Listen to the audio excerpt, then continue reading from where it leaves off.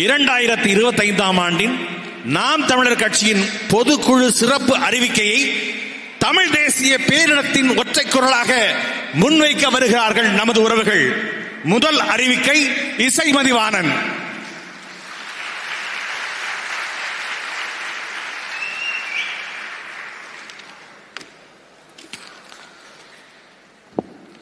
இந்திய ஒன்றியத்தை ஆளும் பாஜக அரசால் அவசர கதியில் கொண்டு வரப்பட்டுள்ள வாக்காளர் பட்டியல் சிறப்பு தீவிர திருத்தத்தை நாம் தமிழர் கட்சி மிக கடுமையாக எதிர்க்கிறது. எந்த திட்டமிடலும் தொலைநோக்கும் இல்லாது முழுக்க தங்களது வாக்கரசியல் கணக்குகளுக்காக குறுகிய காலத்தில் தமிழ்நாட்டில் கொண்டு வரப்பட்டு ஏறக்குறைய 1 கோடி வாக்காளர்களின் வாக்குரிமையை பறித்திருப்பது என்பது ஏற்கவே முடியாத சனநாயக படுகொலையாகும். இத்தோடு பீகாரை சார்ந்த வாக்காளர்களை தமிழ்நாட்டில் இணைக்கிற ஒன்றியத்தை ஆளும் பாஜக அரசின் முயற்சியானது தமிழர் தாயகத்தை கலப்பின தாயகமாக மாற்றி ஆக்கிரமிக்க முனையும் மாபெரும் சூழ்ச்சியாகும். அதனை நாம் தமிழர் கட்சி இந்த பொதுக்குழுவின் வாயிலாக மிக கடுமையாக எதிர்க்கிறது.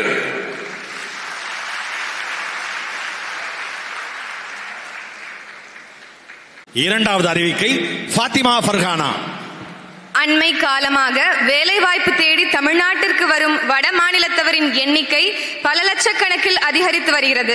சென்னை, திருச்சி, மதுரை போன்ற பெருநகரங்களில் அதிகரிக்க தொடங்கிய வடமாநிலத்தவர் ஆதிக்கம் தற்போது தமிழ்நாட்டின் 2ஆம் நிலை நகரங்களிலும் கட்டுக்கடங்காமல் அதிகரித்து வருகிறது.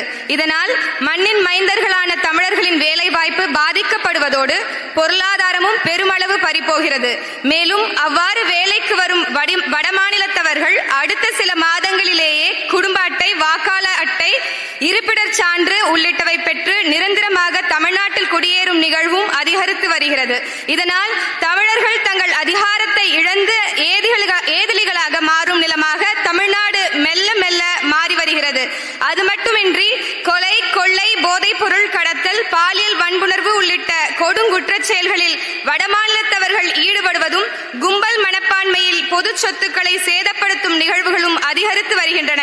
ஆகவே தமிழ்நாட்டிற்குள் பணிக்கு வரும் வடமாநிலத்தவரின் எண்ணிக்கை, பணிபுரியும் நிறுவனம், காலம், தங்குமிடம், அவர்களின் சொந்த முகவரி ஆகியவற்றை பதிவு செய்யும் வகையில் உடனடியாக உள்நுழைவு அனுமதி சீட்டு இன்னர் லைன் பெர்மிட் முறையை ஒன்றிய அரசு நடைமுறைப்படுத்த தமிழ்நாடு அரசு அழுத்தம் கொடுக்க வேண்டுமென இப்பொதுக்குழுவின் வாயிலாக நாம் தமிழர் கட்சி வலியுறுத்துகிறது. மூன்றாவது அறிவிக்கை மருத்துவர் அபிநயா பொண்டிவழவன். ஆங்கிலேயர் ஆட்சி காலத்தில் நிலமற்ற உரிமை மறுக்கப்பட்ட ஆதி தொல்குடி மக்களின் மீட்சிக்கு வழங்கப்பட்ட 12 லட்சம் ஏக்கர் விளைநிலங்கள் மொத்தமும் இன்றைக்கு அபகரிக்கப்பட்டும் ஆக்கிரமிக்கப்பட்டும் உள்ளன. தமிழ்நாட்டை மாறி மாறி ஆண்ட இருபெரும் திராவிட கட்சிகளும் அதனை மீட்டெடுப்பது குறித்து எவ்வித அக்கறையுமற்று இருக்கின்றன. நாம் தமிழர் கட்சி மலர்கின்ற போது பஞ்சமர் நிலம் மீட்பே பைந்தமிழர் உரிமை மீட்பு என்ற கொள்கை முழக்கத்துடன் பஞ்சமர் நிலங்கள் யாவற்றையும் கண்டறிந்து மீட்டெடுத்து அந்நிலங்களுக்குரிய ஆதி தொல்குடி மக்களுக்கு வழங்குவோம் என இப்பொதுக்குழுவின் வாயிலாக நாம் தமிழர் கட்சி பேரறிவிப்பு செய்கிறது.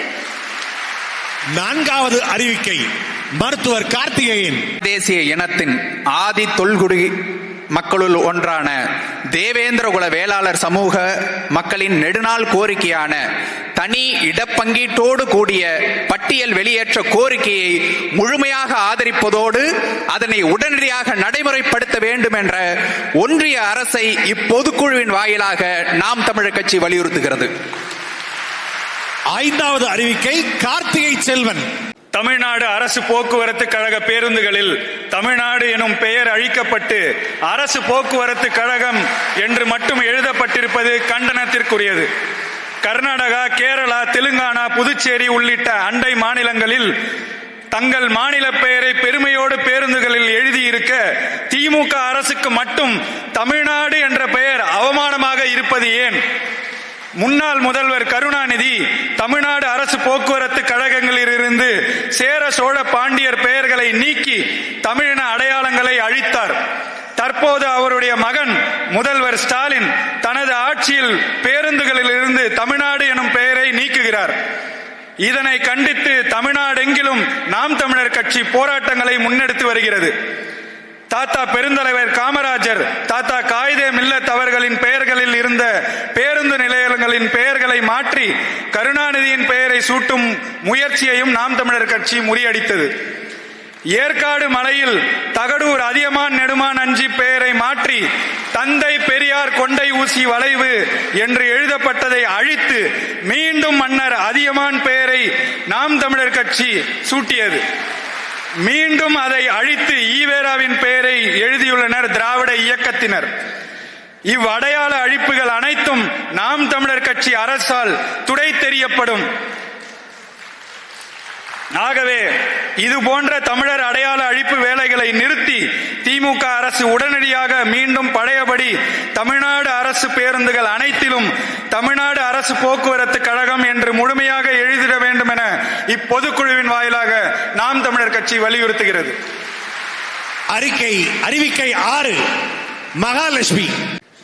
சமூக நீதிக்கும் சம வாய்ப்பிற்கும் எதிரான நீட் தகுதி தேர்வுக்கு எதிராக தமிழக சட்டமன்றத்தில் இயற்றப்பட்ட தீர்மானத்திற்கு ஒப்புதல் அளித்து நீட் தேர்விலிருந்து நிரந்தர விலக்கு தர இந்திய ஒன்றிய அரசு முன்வர வேண்டும் என கோருவதோடு தமிழக சட்டமன்றத்தில் இயற்றப்பட்ட சட்ட முன்வரைவுகளுக்கு ஆளுநர் உடனடியாக ஒப்புதல் தர வேண்டும் என இப்பொதுக்குழுவின் வாயிலாக நாம் தமிழர் கட்சி வலியுறுத்துகிறது.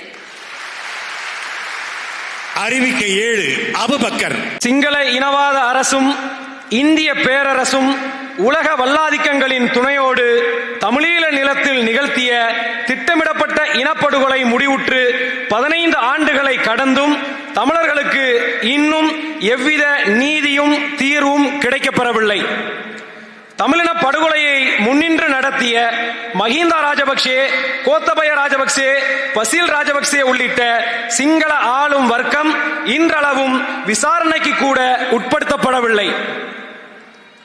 உலகம் முழுதும் வாழும் தமிழர்கள் தம்மின படுகொலைக்கு நீதி கேட்கிறார்கள்.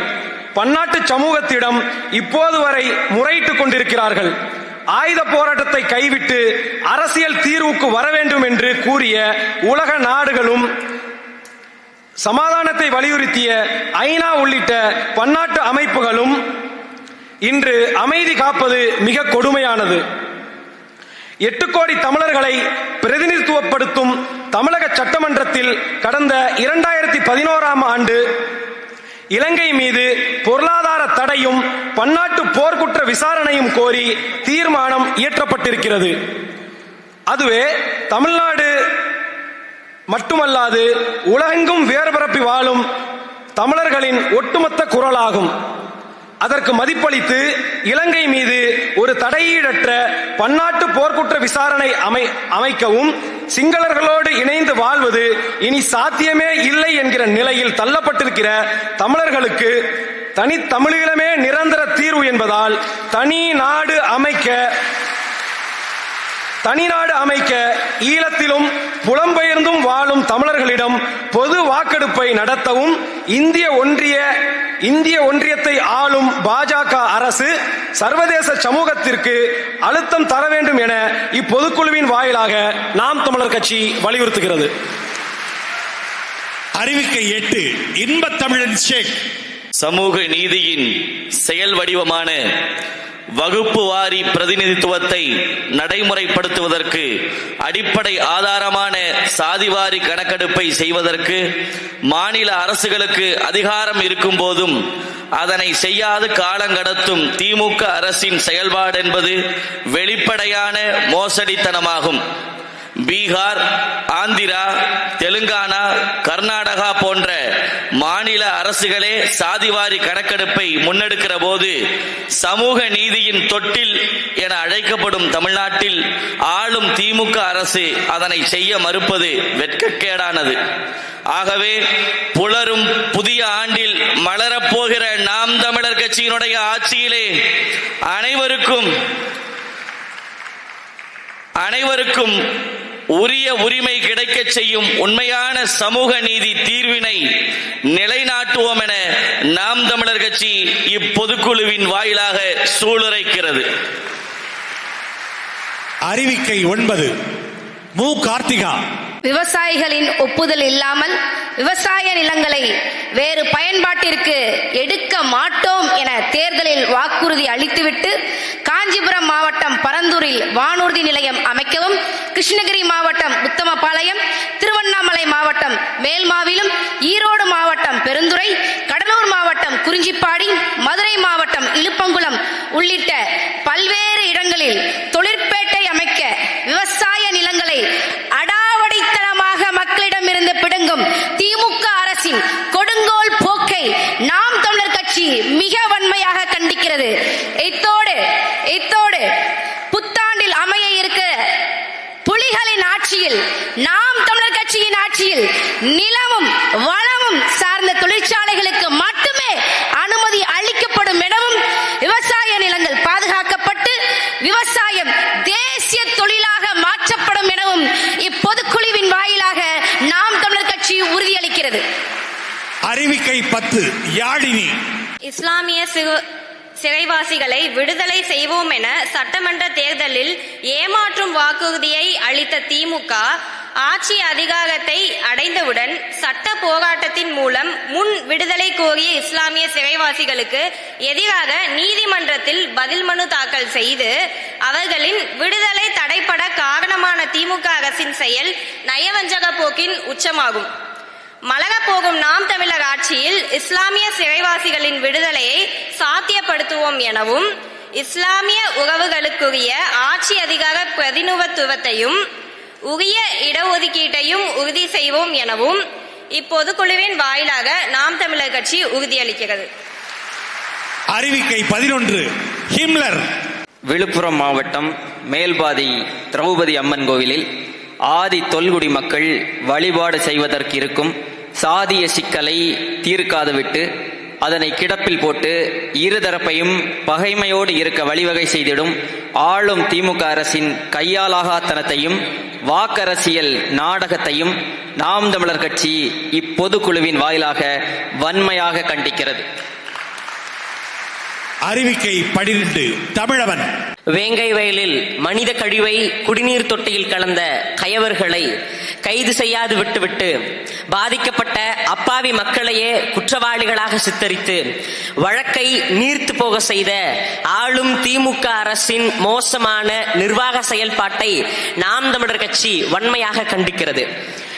வருகின்ற 2026 அமையவிருக்கும் நாம் தமிழர் ஆட்சியில் குற்றவாளிகள் தண்டிக்கப்படுவார்கள் என நாம் தமிழர் கட்சி இப்பொதுக்குழுவின் வாயிலாக உறுதி கூறுகிறது. அறிவிக்கை 13. வித்யா வீரப்பன்.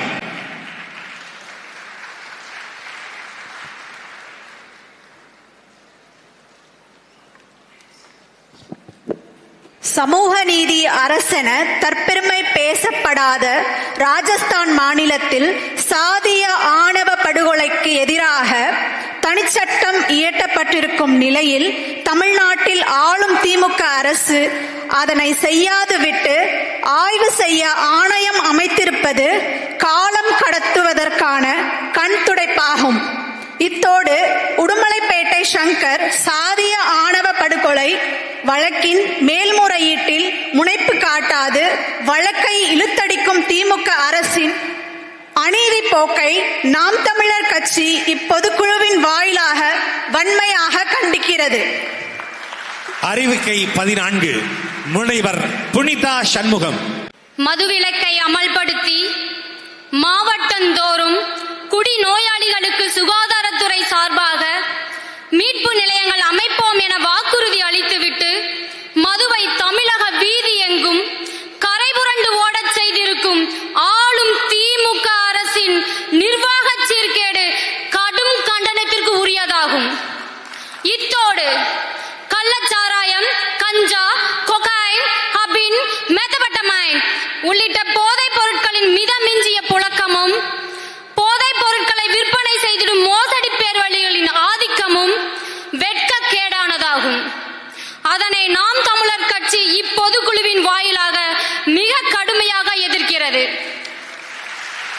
அறிவிக்கை 15 தாரிகா சல்மான்.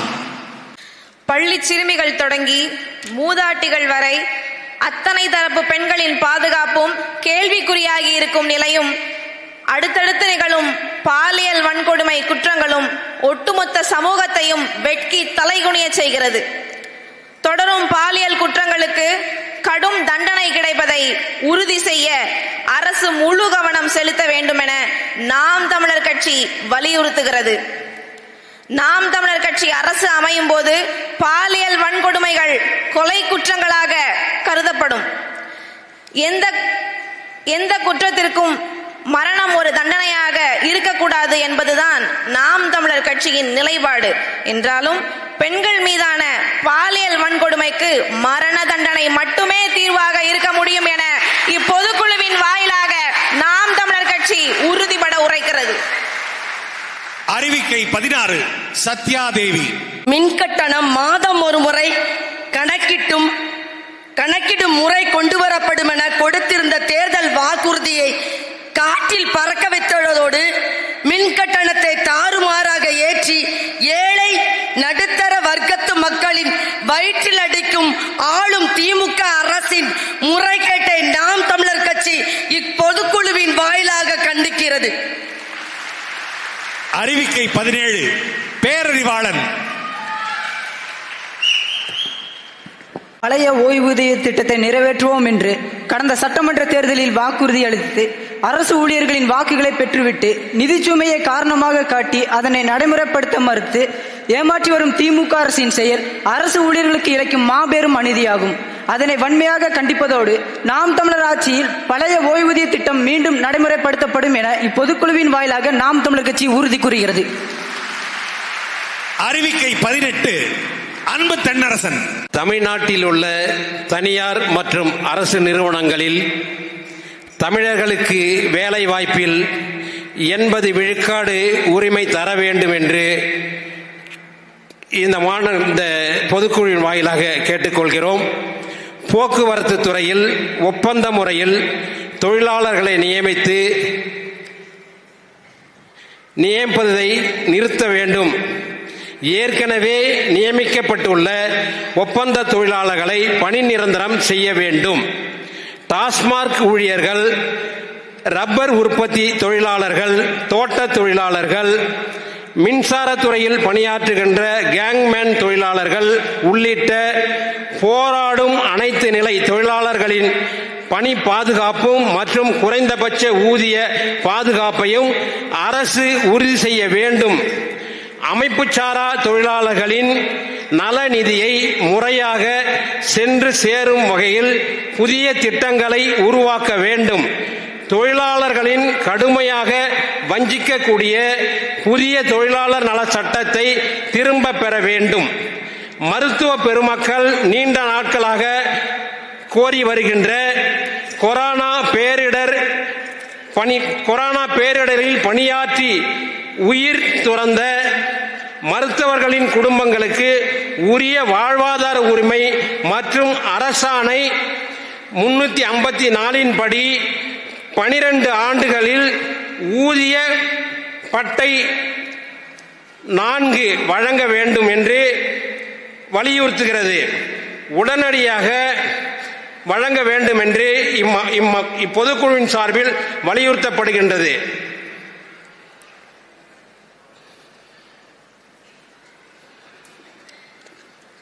பணி நிரந்தரம், சம வேலை, சம ஊதியம் உள்ளிட்ட வாழ்வாதார உரிமைகளை வலியுறுத்தி போராடி வரும் ஆசிரிய பெருமக்கள், செவிலியர்கள், தூய்மை பணியாளர்கள் ஆகியோரின் கோரிக்கைகளை ஆளும் திமுக அரசு நிறைவேற்ற மறுப்பது கொடுங்கோன்மை என்று கண்டிப்பதோடு தமிழ்நாட்டில் 40 லட்சத்திற்கும் மேற்பட்ட தானி ஓட்டுநர்கள் இருக்கிறார்கள்.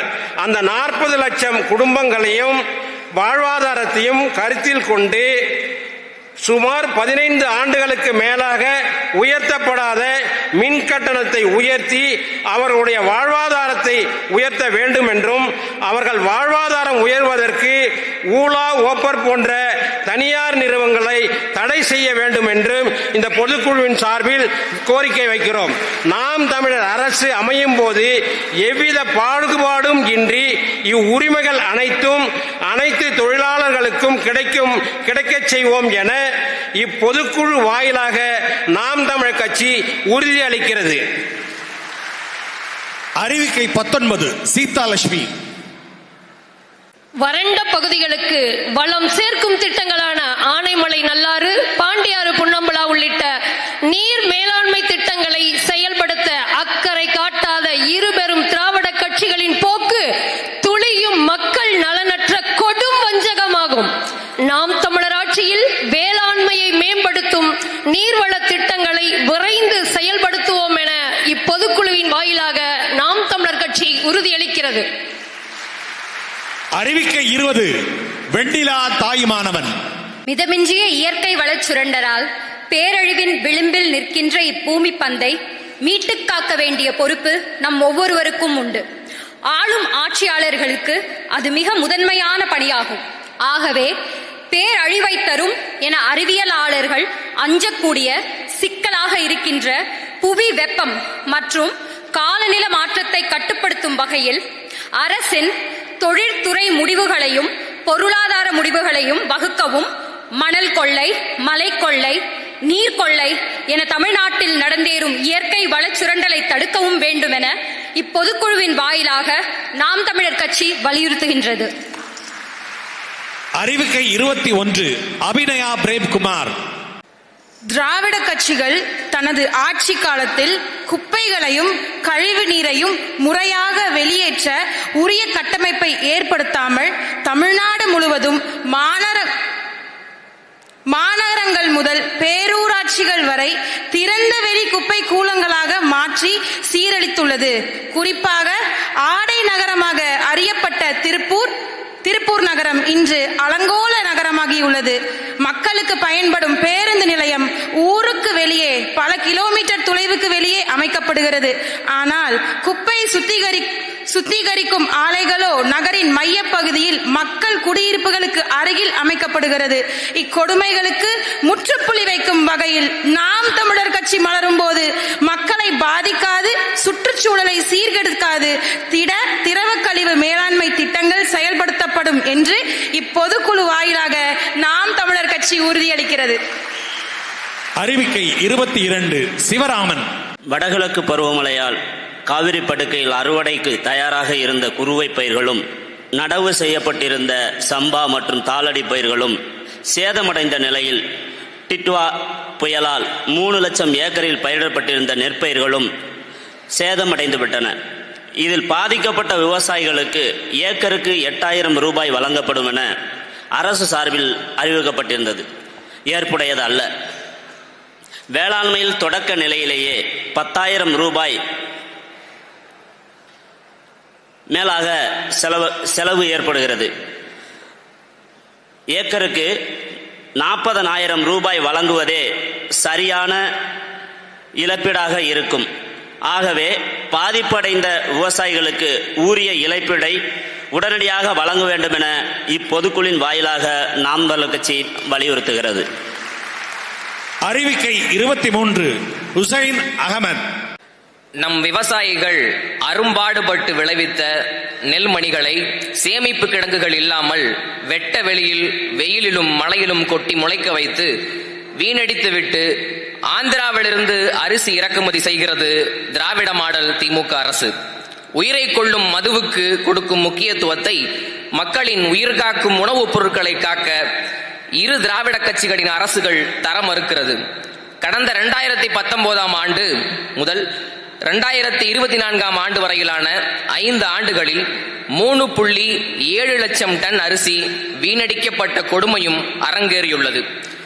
நாம் தமிழர் கட்சி அரசு அமையும் போது போதிய சேமிப்பு கிடங்குகள் உருவாக்கப்பட்டு வேளாண் விளைபொருட்கள் பாதுகாக்கப்படும் என்று இப்பொதுக்குழு வாயிலாக உறுதியளிக்கிறது.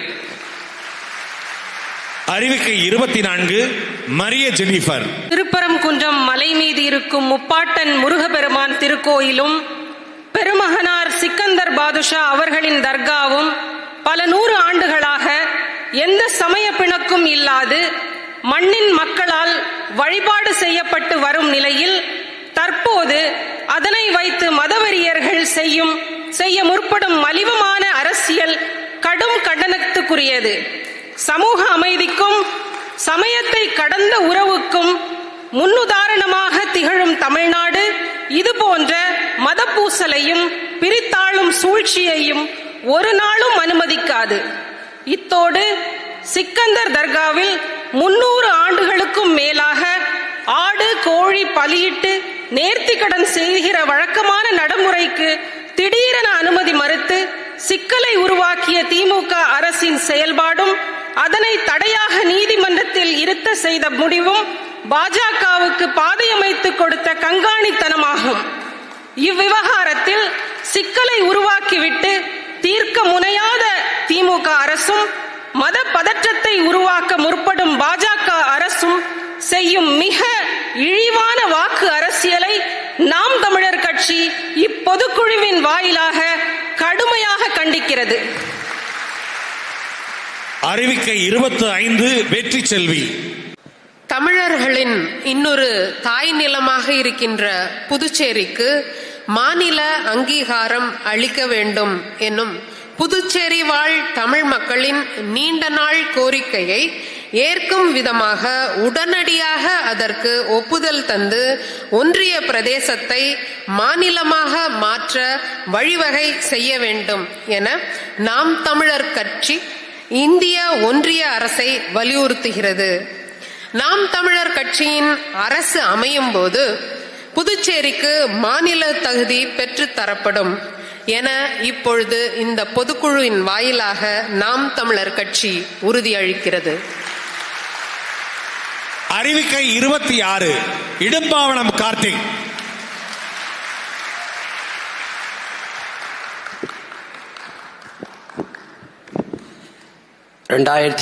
ஆண்டு சட்டமன்ற பொதுத் தேர்தலில் வாக்குறுதிகளை வாரி வழங்கி வாக்கு வேட்டையாடிவிட்டு ஆட்சிக்கு வந்ததும் நிறைவேற்ற மறுத்த ஆளும் திமுக அரசின் செயல் வாக்கு செலுத்தி ஆட்சி அதிகாரத்தில் ஏற்று வைத்த மக்களுக்கு செய்த பச்சை துரோகமாகும்.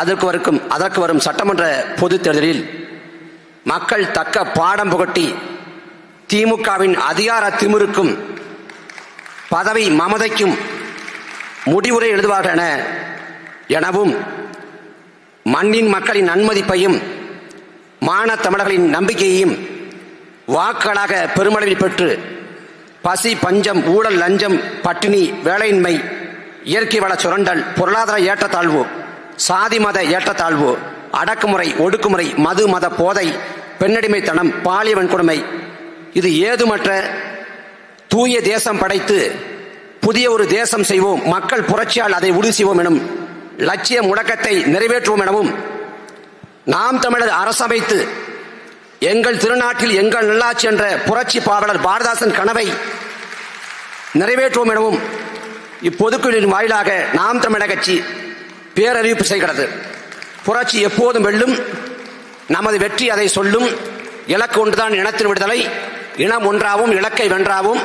தமிழ்தாய் வாழ்க, தலைவர் பிரபாகரன் வாழ்க, நாம் தமிழர்.